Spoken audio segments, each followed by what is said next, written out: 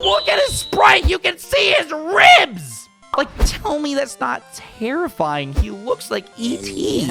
He looks like an extraterrestrial creature. He literally looks like something that you would find if you go to the moon and start discovering new life forms. Like, I don't understand what Game Freak was thinking when they were designing the swimmer trainers. They were just like, yeah, no, how about we just not give him any form of internal intestines? Little kids won't be scared by that at all. What?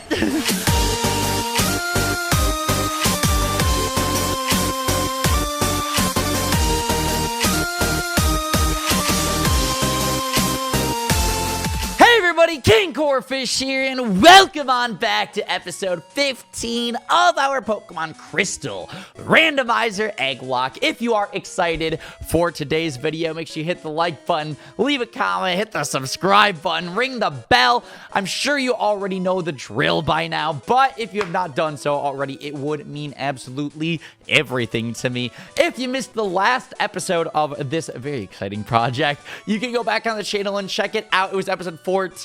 A lot went down. I highly recommend that you go and peep it if you haven't. We literally took on the Kimono girls, and they had 6 randomized, very powerful Pokemon. It was so exciting, and hopefully you did already see it, which is why you would have clicked on this video. But if you are already caught up on how this project is going, then we can just hop right into today's video. So let's start everything off with a nice, quick, and powerful team recap. So first things first, we have Skippers here, the Magnemite, rocking out at level 26 with the electric and steel typing, and the moveset of Tackle, Thundershock, Thunderwave, and Sonic Boom. Next up, we have Maui, the Eevee here, rocking out at level 22 with the normal typing and the moveset of Tackle, Tail Whip, Sand Attack, and Growl. Next up, we have Zaya, the Sudowoodo, rocking out at level 24, the rock typing. I don't know why I did that. That was a little bit whack, to be honest, but he has the moveset of Rock Throw, Mimic, Flail, and Low Kick. Next up, we have my boy Franklin, the Lapras here, rocking at level 23 with the typing of Water and Ice and the moveset of Surf, Confuse Ray, Sing, and Body Slam. Next up, we have Kaichiro, the Coughing here, rocking at level 23 with the Poison typing and the moveset of Poison Gas, Tackle, Smog, and Sludge. And last but not least, we have Lapis, the Slowpoke here, rocking at level 22 with the Water and Psychic typing and the moveset of Confusion, Tackle, Growl, and Surf. Literally in the last episode, we got the HM for Surf, which is super exciting because it is one of the most powerful water type moves in the game, and it also gives us a little bit of exploration, because that is how you progress in the game. The water is calm. Want to surf?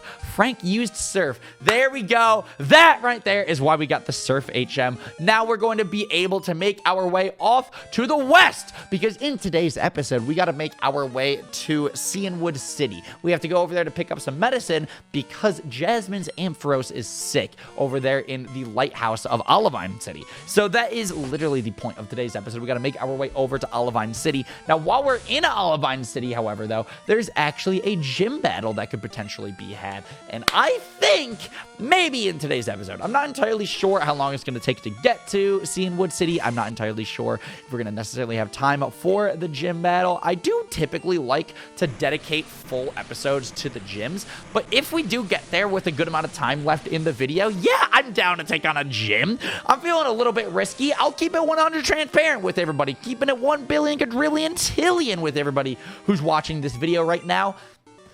I looked up Chuck's levels in between episodes, and I'll be honest, we're a little under-leveled compared to Chuck. His levels right now are levels 27 and 30. Our Mons are hovering around the early to mid-20s, which isn't bad. It's just a little bit nerve-wracking if we were to actually try and take on the gym. I don't know if I would do it in today's video or not, or if we would dedicate it to the next episode of Crystal, and in the next episode, we would maybe start it with a grinding montage, just so then that way I can feel a little bit more comfortable about our levels. But anyways, we just made it to Route 41. We're is actually a brand new route. So we're starting off today's episode with an encounter, which is super exciting as always. Encounters are always one of my most favorite things about the Nuzlocke challenge variant. But we ran into a Goldeen right here for our encounter. The thing's level 22. So even the wild Pokemon are getting up to the point of being around our team's levels. I don't feel the most confident in our team's levels right now. If we were to try to take on the 5th gym leader, I might want to save that for the next episode and having a grinding montage at the beginning of it. I don't quite know. I know it's a little bit of a meme in this episode. Not this episode. A little bit of a meme in this project that, feels like every other episode starts with a grinding montage, but it's actually been 3 videos now of the Pokemon Crystal Egglocke that we haven't actually had a grinding montage to start off the video. So, yay. I'm so curious, by the way. Let me know down in the comments your opinions on this, but what do you guys think of grinding montages? Do you think that they're annoying? Do you skip them? I personally, when it comes to Let's Play videos, whether it's my friends or even just a PokeTuber that I personally like watching myself, I don't skip the grinding montages. I personally really love the grinding montages. What I love the most about them in particular are just the fact that the music. I don't know if that's weird or not, but I really love seeing what music that the content creator chose to have going on in the grinding montage. It kind of almost reflects maybe what they're listening to at the time. Or in my case, every single grinding montage that we've had in this video so far has been the Undertale remix. I don't know if I sang that right at all or not, but whatever. That is particularly what I really have been liking to use for grinding montages and even background music for update videos and stuff as of lately. I just really like using it. And also, we got another encounter for Cianwood City right here. Let's go! That's super exciting. And it's a Magnemite. We already have one, but it does not matter because all of these encounters are going to be swapped out for an egg that one of you guys sent in. Super exciting stuff for sure. But anyways, like I said, I have been using the Undertale remix a lot lately here on the channel for grinding montages and background music and everything, and I've been doing that on purpose. I've been doing it because it has a little bit of a meaning behind it. That is the theme song for one of the other projects that we have going on the channel right now. Not actually right now at the time that I'm recording this video and at the time that this video actually goes up. The 4-way versus has already been finished. So if you want to go see the finale, it's on Dylan's channel.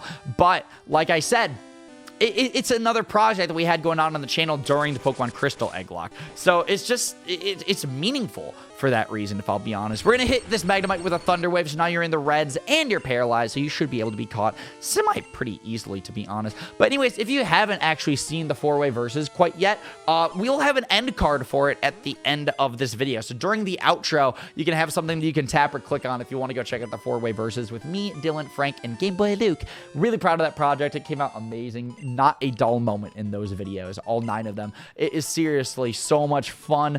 There laughs the entire 30-minute episodes. It's so good. I'm so proud of that project. The intro moments, every single one of them are just iconic and hilarious and amazing and such good editing all around the board. I'm just so proud to be able to say that I was a part of that project in particular. So let me actually just make sure to type that out in my notepad document that I have pulled up. We're gonna go outro 4-way. But yeah, no, just to make sure that I know to put the 4-way in the outro of this video when I go to edit this, because in case you haven't been able to tell, if you've been keeping up with the series so far, if you have caught the past couple episodes here on the channel, oh my goodness, I have not changed clothes in the past 3 episodes. That's because we're in just a little bit of a bulk recording session. I just want to be able to get a little bit ahead on the Pokemon Crystal Egglocke, so then that way, when Pokemon Sword and Shield come out, I don't need to really worry about this project too much. I can just prep content all the way up from now up until Pokemon Sword and Shield's release, because November 14th, me and Frank have our Pokemon Sword and Shield co-op dropping,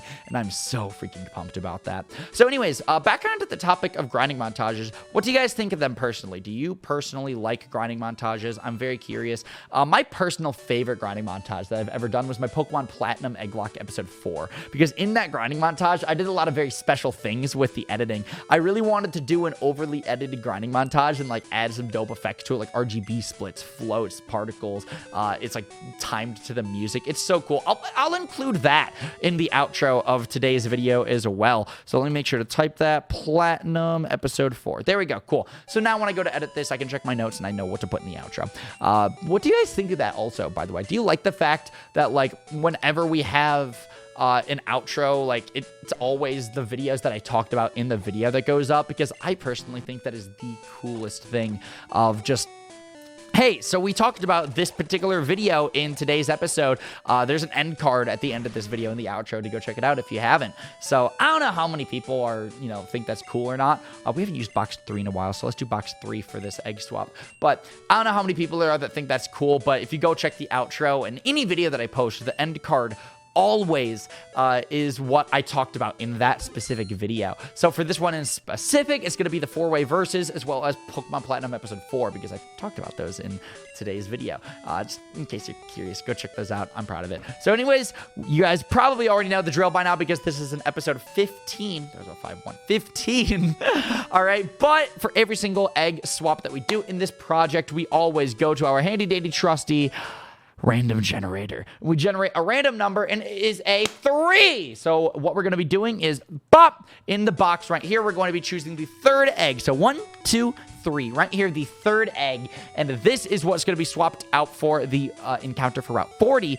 But let's head over to box 1. I think it's been a little while since we've used box 1, but we're going to go over here to the withdrawal. We're going to pull back up the the random number generator. We're going to generate a random number 1 through 17. Number 14. Bop is going to be the egg for Route 40 or Cianwood, my bad. So anyways, we go 1, 2, 3, 4, 5, 6, 7, 8, 9, 10, 11, 12, 13, 14. Right here, the 14th egg in this box is going to be swapped out. We literally have a potential for 2 different encounters right now, which is super, super exciting. Here we go. We're getting an egg hatch right now. What's it going to be? This is my favorite part. I love this so much. The Chansey just goes, look at him. Chansey is adorable in this generation. Oh my goodness. I did not know that that's what Chansey's sprite in Gen 2 looks like. That is absolutely adorable. I love Chansey. This is a cute mon. I'm not mad with this at all. So as you guys probably already know, every single encounter that we get in this project, all the eggs are nicknamed after members here on the channel. So if you want to be nicknamed after any Pokemon in this playthrough, you can hit the join button at the top of the description, and it helps out a lot. So let's go over to my list of members over here on my other monitor, and I want to name this Chansey. Let's name it Button. That's so cute. Button the Chansey is going to be here on the squad. Not actually on the team, though. We're going to be having some more power in the PC because our team is actually looking pretty good, to be honest. Very, very powerful for sure. So anyways, our second egg that we're going to be swapping out with right here, this is our Cianwood City encounter, technically. It is a...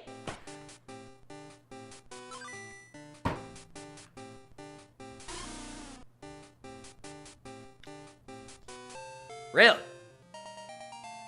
Really? Who sent this in? Come on. Come on. Speak up. Take responsibility. Who sent in the freaking Dunsparce? My goodness. I mean, it's our encounter. Yay. Let's go over to the list of members. Who's going to get nicknamed after a Dunsparce? I am sorry for whoever gets nicknamed after a Dunsparce. Honestly, how about we go with... Let's name this Dunsparce after Vin Nozar, who's a Genin on the channel, fun fact. So we're going to name this Dunsparce Vin. Not named after Vinny, my boy Original 151. Nah, we're going to be naming it Vin after Vin Nozar, who's a member on the channel. And like I said, if you want to be nicknamed after any Pokemon in this playthrough, you can become a member. There's a join button at the top of the description, and it truly would mean so much to me. So let's go ahead. Let's deposit Vin and Button. I love Chansey's sprite. Like, okay, I'll be honest. I am a little bit disappointed in the Dunsparce. I'm a little bit disappointed in the Dunsparce, but oh my goodness, bro. Oh my goodness, bro. Chansey, also not particularly the best Pokemon, but oh my goodness, it's still so cute. And then where is our other encounter, our other Mon? All right, we just picked up Lapis, but what box is our other boy in? Where is our other Mon? Because we only have 5 right now, right? Yeah, no. Where's my other... Who are we missing? It's Magnemite, Eevee, Sudowoodo, Lapras, and then Slowpoke. We're missing Kaichiro. Where's Kaichiro? What boxes? This is the problem with the Gen 2 box system. It sucks. Here it is. Kaichiro. Thank you. I could not find that coughing to save my life. Oh, my goodness. Oh, my good gosh and darn goodly goodness. So let's make sure to heal up the Pokemon so that way we're all full. Another one's tagged up because, oh, my goodness.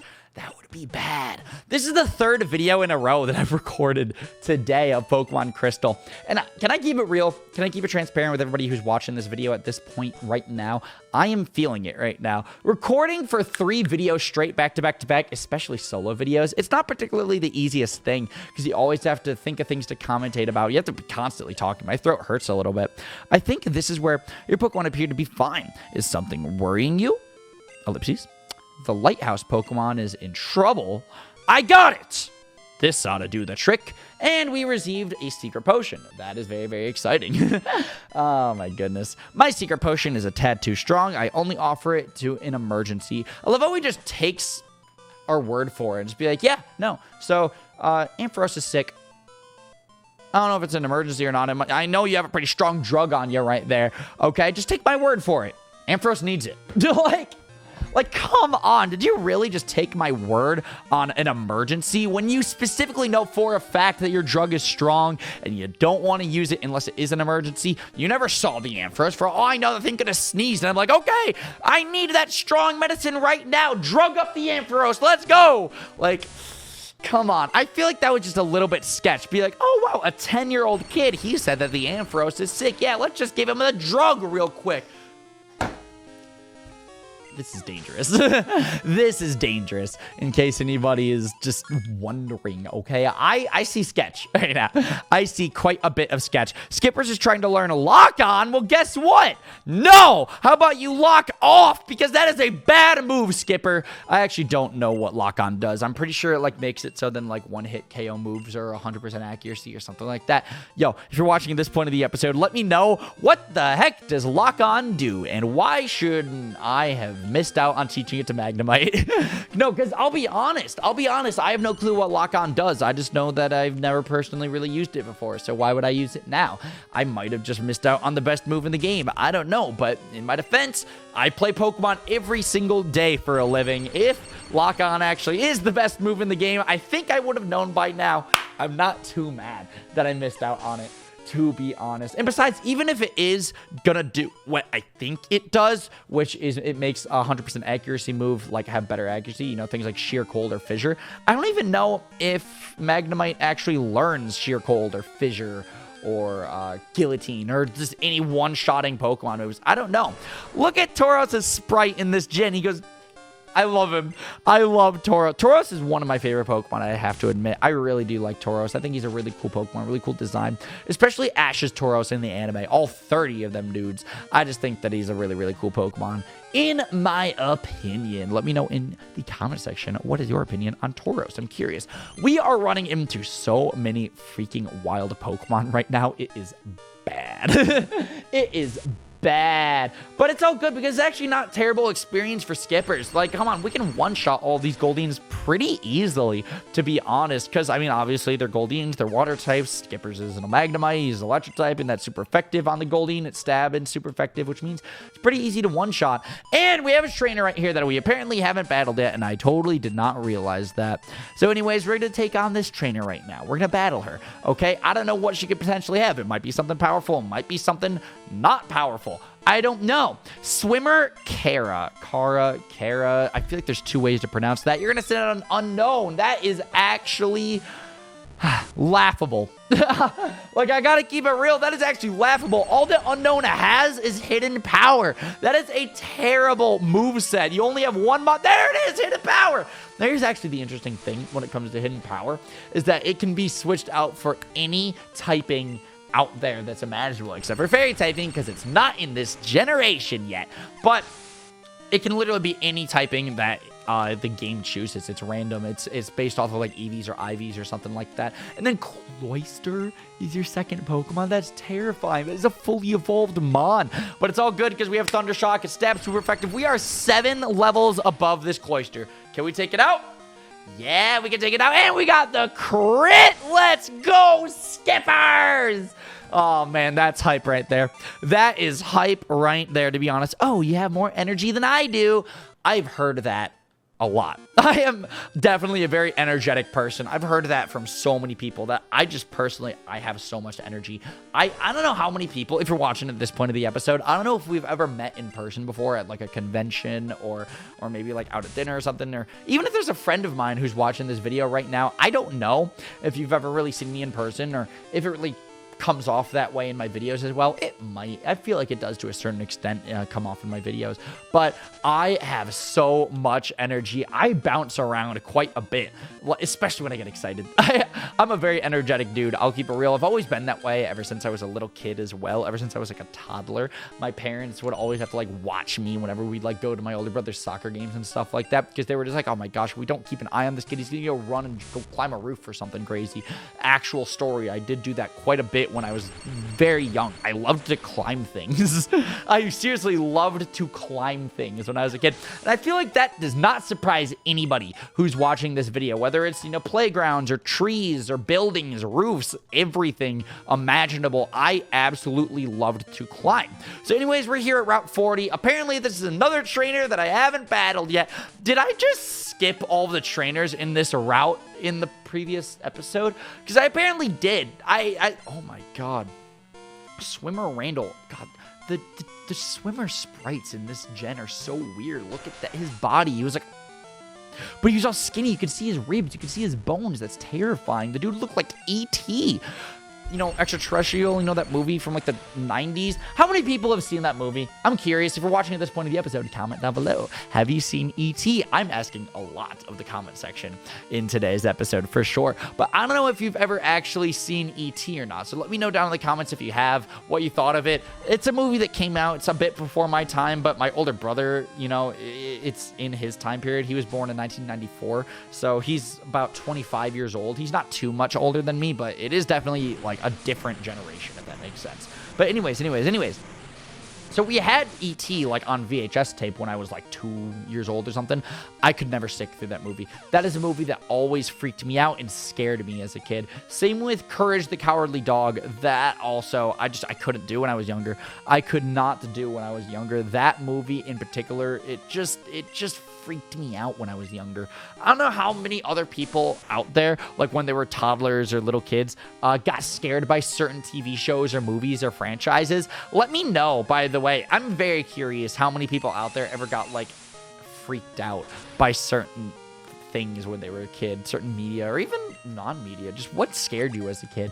For me personally, E.T., Courage the Cowardly Dog, those two shows I never sat through a full episode of, just because they always freak me out. And I'll be honest, I look at pictures of E.T., like if it's a meme on Twitter or something, it's on my timeline, or I'll look at like screenshots from Courage the Cowardly Dog, and I'll just be like, like it just freaks me out. It doesn't seem like a show I would like, or it does not seem like a show I would be interested in at all, just because of how it was when I was in my childhood. It was a show that always freaked me out and always scared me like quite a bit. Can we stop running into wild encounters already? Like, oh my god, water routes are so annoying for this reason. I feel like in today's episode we really haven't made like a ton of progress, just for the sole reason of trainer battles that I apparently skipped earlier without realizing them, and then we can't stop running into wild Pokemon. Oh my goodness, look at his sprite. You can see his ribs. Like, tell me that's not terrifying. He looks like E.T. He looks like an extraterrestrial creature. He literally looks like something that you would find if you go to the moon and start discovering new life forms. Like, I don't understand what Game Freak was thinking when they were designing the swimmer trainers. They were just like, yeah, no, how about we just not give him any form of internal intestines? Little kids won't be scared by that at all. What? Like, oh my goodness. Anyways, this Flaffy, I think if we go for one more rock throw, we should be able to take it out pretty easily. Down it goes. Down goes the Flaffy. Ya bop, boop, beep, dead. We gained 247 experience points, which is a lot of experience points. A giggity giggity doo. And we have one more mom that you're about to send out. It is an Abra. Hey, bruh. All right, we don't actually have anything super effective on Abra, do we? Yeah, we don't. That is a big sad, to be honest. Because Abra is a psychic typing. The only things that are super effective on psychic are Dark and Bug, which I don't actually think that we have any Dark or Bug type Pokemon on our squad. So here's my strategy we're going to do instead. We're going to send out Frank, and we're going to go for a Body Slam, because Normal is the typing of Body Slam. That means it's a physical move in this generation. Normal is a physical typing. Abra has absolutely terrible physical defense. He is a glass cannon, especially when he evolves into Alakazam. I personally call Alakazam like a mini Mewtwo, because the thing really is just amazing. God, look at the sprite of the swimmers. Like, come on, that's terrifying. But we finally made it back to Olivine City. We have the medicine in a hand, so we can go ahead and we can give it to Jasmine, we can give it to the Ampharos, and we can heal up this sick and diseased Ampharos from death. Now we just have to scale up this lighthouse, which is probably not going to be the most particularly easiest thing. Like, oh my goodness. I hate this lighthouse. It's probably one of my least favorite things when it comes to Gen 2 Pokemon games. Now, a lot of people, whenever I get this question of just, hey, what's your favorite Pokemon game? I always give them the same response of, Hoenn is my favorite gen, but Johto is the best, in my opinion. I absolutely cannot get enough of the Johto games. I personally think they're the best ones, particularly Heart Gold and Soul Silver, but I do have to admit, Pokemon Crystal is just dope as well. These games are sick. I really love the graphics. I really love the story. I really love the gameplay and everything. I absolutely love Johto, and your Pokemon follow you in Heart Gold and Soul Silver. How can you not love that? Now, the one thing that I don't like is the Lighthouse. Not a big fan of it in Gen 2. In Gen 4, I think they do a much better job with the Lighthouse, but in this generation in particular, not too much. Anyways, will that medicine cure Amphy? I'm just like, nah, it doesn't. I see. Amphy, hang on. Oh. Okay, I feel bad. I was joking, I swear. Will that medicine cure Amphy? I don't even know why they gave, like, an option of, like, choice here. I mean, you know you say yes. Like, come on, yes, the medicine heals Amphy. Like, come on. Come on, Game Freak. What were you thinking? Anyways, Ryan handed the secret potion to Jasmine. Please don't be offended. Amphy will not take anything from anyone but me. Oh, wow. Yeah, no, I'm so hurt by that. I'm so offended. I'm just going to go home and cry into my bed real quick because your Pokemon won't take the medicine from the random stranger 10-year-old kid we met, like, yesterday. Like, come on, Jasmine, use your freaking head. That's annoying. Amphy, how are you feeling? There's a flash. Baloo, Baloo! I don't know what that cry was. What is this game, to be honest? Oh, I'm so relieved. This is just so wonderful. Thank you so very, very much. I will return to the gym. Take Ampharos with you. Okay, yeah, no, you just ditch the previously sick Pokemon. Where did you even walk off to? There's no door over there. Did Jasmine literally just phase through the door up there? Because I'm convinced that she literally just did that. Jasmine, I don't think is a Steel-type gym leader. I think she is a Ghost-type of gym leader, to be honest. But anyways, with all of that being said, I'm looking over at the timer of this episode's recording session so far. We're at 27:30 in the recording time, which obviously means, you know, with the intro moment and the animated intro and all that stuff, it might be a different timestamp than what I'm just said literally like a second ago. So if you're watching at this point of the episode, what timestamp is it right now? I'm curious. Gosh, I love doing that. I feel like I've been doing that in so many episodes as of lately. But with all that being said, I am going to call it right here is going to be the end of the episode. It might be like a slightly shorter episode length than normal, but I think it's a pretty good time to wrap up the episode because, I mean, we just delivered the medicine and we're all good to make our way over to Cianwood City. Because in the next episode, it's going to be a very, very exciting one for sure. So anyways, with all that being said, thank you, everybody, so much for watching today's episode of the Pokemon Crystal Randomizer Egglocke. If you enjoyed it, make sure to like, comment, subscribe, and all that fun stuff, because in the next episode, we're going to be taking on Chuck of the Cianwood City, the fighting-type gym leader. If you're excited, I hope to see you then. Love you all, and thank you for everything that you've done for me. It means the world. I'll catch you all in the next video. Peace, peace. At my wedding, all right, I really do hope that Dylan, like, has a huge list of things ready to roast me. Wait. Oh, Ryan, sweetie, you expect to get married? That's all right, we gotta pick a new target. And Luke, you're no longer invited to my wedding. That'll show him who's boss. How can you uninvite someone from an imaginary...